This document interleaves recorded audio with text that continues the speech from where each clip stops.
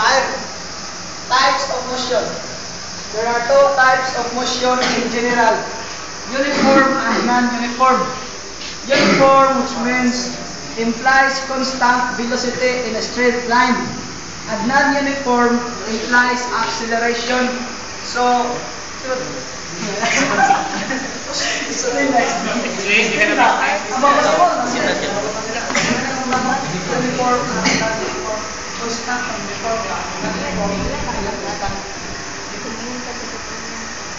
rotational motion.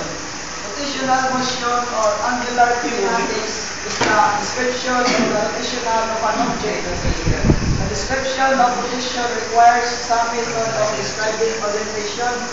In what follows, attention is restricted to simple rotation about an axis of fixed orientation.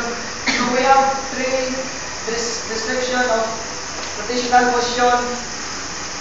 Angular position, angular velocity, and angular acceleration. Ang rotational motion, example, bulan. Ang bulan, naman na siya rotational motion, yung nangyahang tuyok, di ba? Another example, sama ng jet, 17B. Ryan James Jones, mga ko na siya rotational motion, tuyok pa. Ayan, ligit. Ito, no?